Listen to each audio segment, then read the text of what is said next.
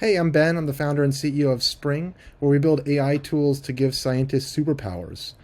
We think of ourselves as existing right at the intersection between human scientific expertise and empowering that expertise with the superhuman capabilities of modern AI and computational tools.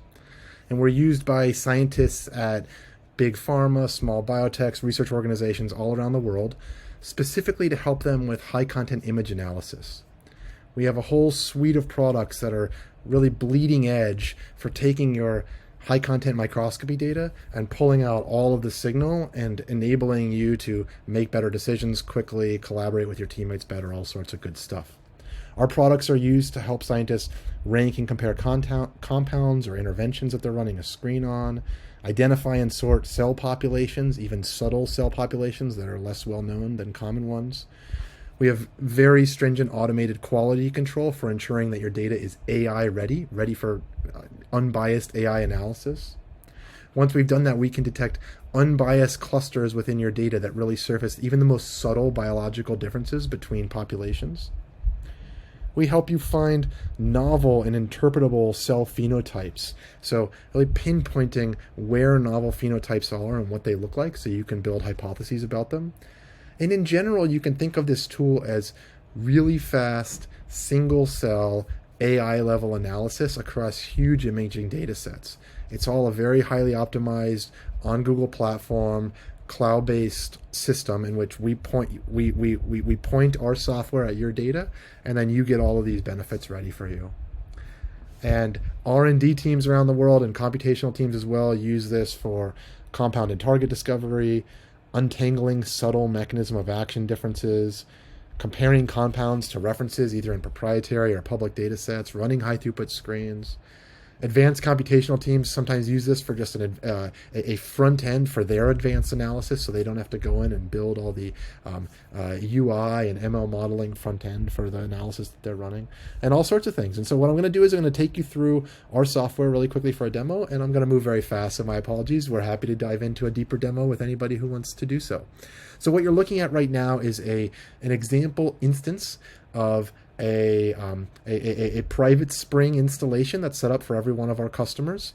When you upload your own experimental data, each different experiment, the images and the metadata will exist in its own little bucket here. And I'm going to click into this, which is a real experiment we ran. This is an inflammasome-related high-content drug screen in which we ran a screen on lots of different human primary PBMCs in lots of different activation conditions.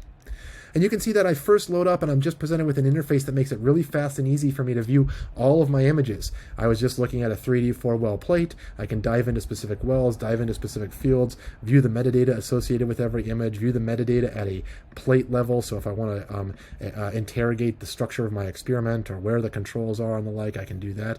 Always able to navigate between images and metadata really quickly. And we know that a lot of analysis and a lot of experiments start with just building your intuition for the data before you get into the analysis and making it really fast to get in and out of your images and your metadata. And we do that. We also provide immediate, high quality, developed over 6 years of doing this, automated QC algorithms. So what this is doing is it's automatically detecting column by column, row by row, around edge effects, all sorts of different biases that we know are traps for running AI quality analysis on high content microscopy data. We automatically will run this across all of your plates. We will surface for you any sort of issues that got raised. We have found that even data sets that people are quite proud of, honestly, this system is very good at helping to distinguish where experimental biases are that people might not be aware of. And that is critically important to have very high quality awareness of where the experimental biases are if you're going to go in and go do AI powered analysis. And so we've built extensive systems over many years working with many different imagers, cell types, and many terabytes of data getting good at this, and we can immediately run this on any data set that we point at. All of this is what we consider table stakes, being able to view your images and your metadata and get in and out of it, being able to have very high quality data. We want to set up the table stakes right for the fun stuff, which is the analysis to start. And when I go in and start analyzing, one thing I'm going to call out here is that you're presented with this big measurement drop down with some AI powered measurements we're going to come to in a second. And we're going to focus right now on this measurements tab where you're automatically getting a whole bunch of cell level features that you might be interested in, image level features, nuclei level features. These are features like cell eccentricity, things that might ring a bell to folks who have used similar tools like this in the past. All of this is automatically pulled out for you, so you don't have to go finagle with segmentation challenges and other things like that. And so we can both import your own pipelines and analysis if you'd like to bring those in here, but this is what's automatically set up for you when we import your data. Now, these traditional features, as soon as you choose one, you can analyze it across your entire data set. So here I chose cell eccentricity, and I'm looking at cell eccentricity changing across all of these different drug interventions. I can subgroup by concentration if I want to see dose responses or the like. I can statistically compare to different control conditions. Can easily filter this data. So maybe I'm interested in some specific experimental conditions more than others. And when I do that, I'll get a preview up here of the layout of those of the filters I set up across all the experimental plates, and it'll immediately filter the results here. A lot of trust building that you can see going on between awareness of where data is on the plates, the actual results themselves, and the raw images. So one design trend you'll see in our application is anytime you're looking at an analysis of your images, you can always click on a data point. So maybe I'm interested, maybe I think this is an outlier data point and I'm interested in it. I can just click on this, and I'm immediately taken to the source image that generated that exact data point. I can see the actual numeric values overlaid over each cell for which quantifications got quantified on which single cell. I can filter down the quantifications to only show me certain thresholds, and generally just make sure that I like the nature of the results that I'm seeing. We know that in the imaging analysis data space, there's always this question of trust of the segmentation, trust of the quantifications, and so we've really invested a lot in a tool that helps you build that trust. Similarly, in that same vein, I can click on image distribution here. Now, when I click on image distribution, again, remember, I chose cell eccentricity, but I could have chosen any of these nuclei or cell or image level features. And here I'm seeing a value distribution of cell eccentricity across this entire experiment. And if I tweak my image settings a little bit to just highlight a little bit better for the screen, I can then click on different parts of the distribution, and I can see with my eyes example single cell crops taken from different parts of the distribution. So you can see the color code matching here between this middle of the distribution and this orange quantification here. And I can see cell eccentricity changing over time as I go further and further into the distribution. Again, building my trust of this feature, building my awareness of how it's changing so that when I start concluding things for my drug program, I really have confidence in what I am doing. Anytime you're looking at any result in our application, you can always just click View Methods down here.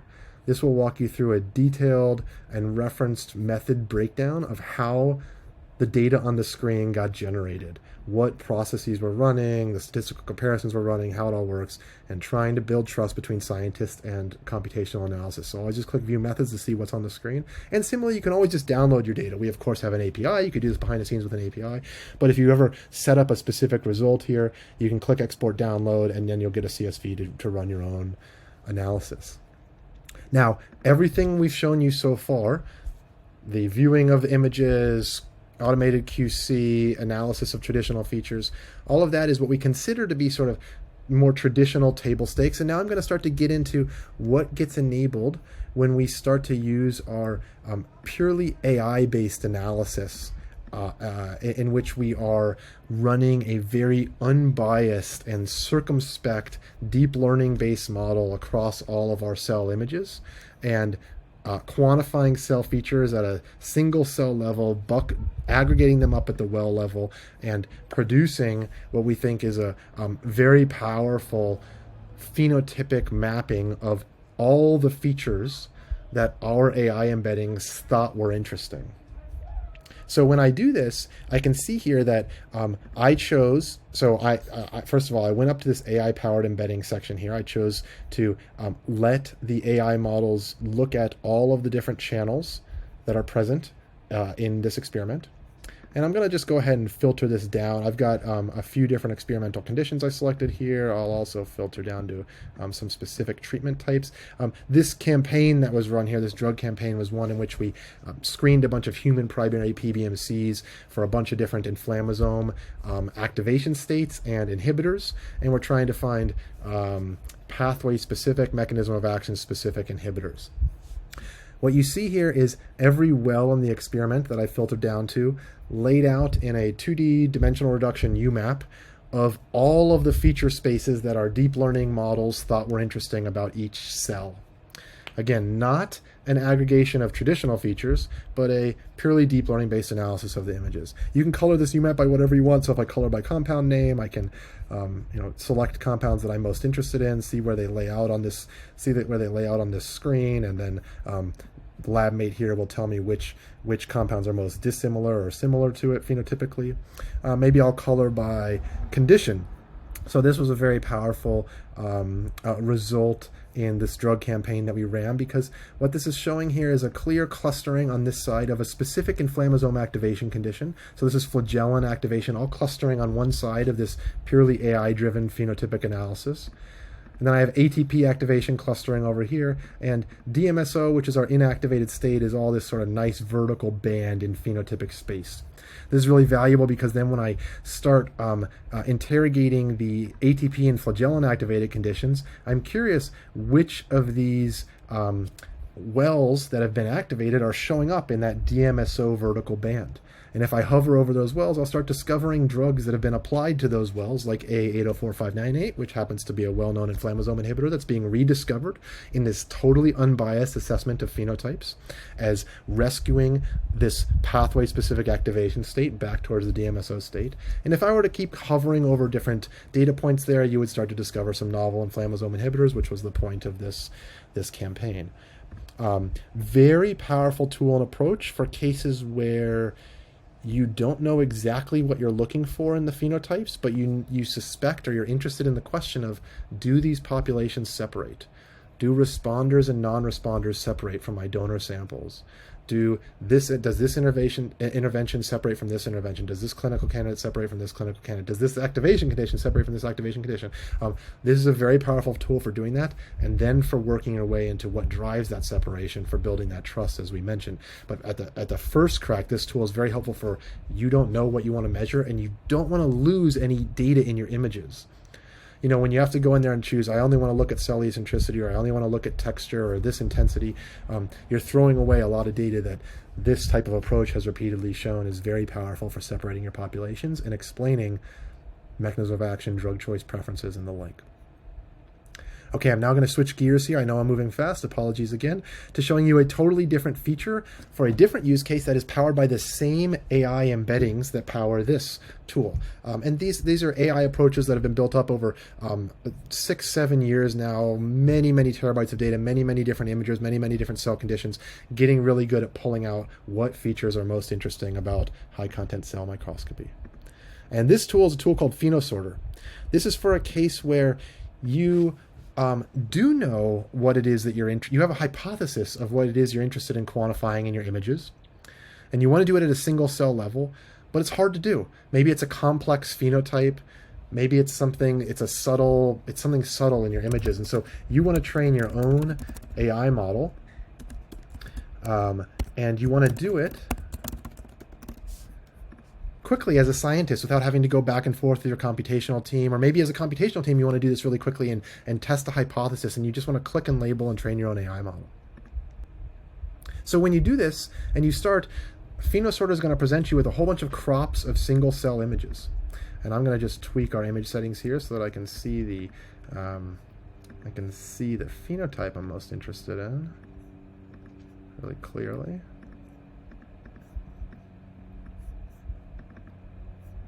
Maybe I'll zoom out a little bit too. Okay, and so now it's my job to start labeling images. And it's really easy to do. I can just click and drag. I can label these all as negative. These don't have the phenotype I'm interested in. I'll label these all as negative. Now what I'm interested in are these pink specks. And they're kind of a rare phenotype. It's this pink speck. It's an ASC speck. It's relevant to inflammasome biology. I could click them and just go label them as positive, but I want more examples to make this labeling easier. And so I'm just going to ask the AI to help me. I'll click Find Similar Cells. And it's going to find a whole bunch of examples of other cells that look similar to the ones that I just had selected, and make it easy for me to just start quickly labeling so I don't have to sit there and just search and search. Now, in the real world, I'll probably actually label a bunch more examples. I won't take you through that in this demo video. But once I've labeled enough, I can click Train Model, and this is going to go run on our AI infrastructure. It's going to train its AI model to identify the things that you've trained as positive and negative. It'll hold out a test set. It'll report to you the confusion matrix and performance of that test set. It'll report to you the demographics of the mistakes in that test set and the like, to help you keep refining and labeling your model. Now, I've shown you a relatively trivial example here just for the demo's sake of identifying positive and negative cells. We've used this to identify all sorts of different subtle phenotypes. So it could be visually identifying different immune cell subtypes. Could be identifying, one thing we've done a lot of is identifying a lot of cell death pathways and subtle differences between both the types of pathways and the progressions of those pathways. So cells that are going down an apoptotic cell death pathway and they're very far down it, or they're just starting it. Cells that are going down a pyroptotic cell death pathway and they're very far down it, or they're not far down it. This is a very powerful tool for all sorts of things. Once your scientists suspect a hypothesis, this lets them iterate on it quite quickly. One power tool I will call out here, and I'm not going to go super deep into it, is that when you train your model, you can also choose which stains or which channels should be exposed to the model. So for example, I could have used this ASC channel to be able to label ASC positivity the way you just saw me, and then I could remove ASC channel from the AI model when I ask it to learn how to predict the ASC spec phenotype. And in many cases, not all, but in many cases, you can find models that succeed at that, in which you're able to identify, for example, ASC spec positivity without needing the ASC channel to be stained in that way, which lets you build up very powerful assays over time and start to accrue all these different specific readouts. It's kind of an advanced feature, but I'm happy to demo more of that or talk more about those results and share our results to anybody who wants to dive deeper. Now, we just trained that model. The power you get from it is going back to our measurements analysis here. I now not only have these traditional measurements like cell level, image level, nuclei level features, and I not only have these purely unbiased AI embeddings driven analysis where you're circumspectly viewing the entire image with your deep learning model. Now we have these phenotypic predictions down here, this ASC model that we just trained together by clicking. And I can now see how that ASC spec positivity is changing across all of our conditions or drugs that you're interested in for an experiment. Now that's very fast and very powerful. Again, we show this single ASC spec positivity example. You can imagine that in a real campaign here, our scientists are frequently, our client scientists are training lots of different models, accruing all sorts of different features that they are interested in, and then very quickly applying it across their campaign. And to bring this to a conclusion here, I'll show you one last thing. Often in a drug campaign, of course, when scientists are doing that, they're interested in more than one feature to rank their compounds or to prioritize clinical candidates. So you can select many things that you're interested in. So here I said I'm interested in ASC spec positivity. Maybe for my drug campaign, I'm also interested in cell count and a couple cell features, and I'll just say all the nuclei features. And when I do that, you can use this ranking module that will make it really easy for you to see intervention by intervention or drug by drug, how each of these different features that I was interested in has changed relative to control. So here this column is ASC spec positivity, the AI model we just trained. This is cell count. Here are our cell area, compactness, eccentricity features. Here are all those nuclei features I selected. And you can both visually get a feel for the profiles of changes that you want to make, and you can also create your own score. So if I create my own score here, maybe I want to score these features, then your scientists can go in and bring their human expertise. It's the whole point of the software we build. Make it easy for scientists to wield AI-powered features and quantifications and tools so that their expertise is informed by it and they can make the right decision. So here they can score these features the way that they biologically believe is most relevant for whatever campaign or question is being asked. And they can add positive or negative weighting to these scores that they've created. And when they do that, all of their drugs or all of the interventions will get ranked automatically, and they can see how they're performing across this custom scoring system that they've developed right at the intersection of AI powered features that they just had to click and train, and they discovered with those unbiased clouds, and their own expertise about what really matters biologically. And we love seeing those decisions happen. We love building tools that empower scientists. We want to give you superpowers to do the incredible therapeutic work that you are doing. So anybody who's doing imaging work, we're happy to dive deeper. Thanks again for putting up with a very fast talking demo. And we'll go deeper and share case studies and results with anybody who would like to. So thanks for everything.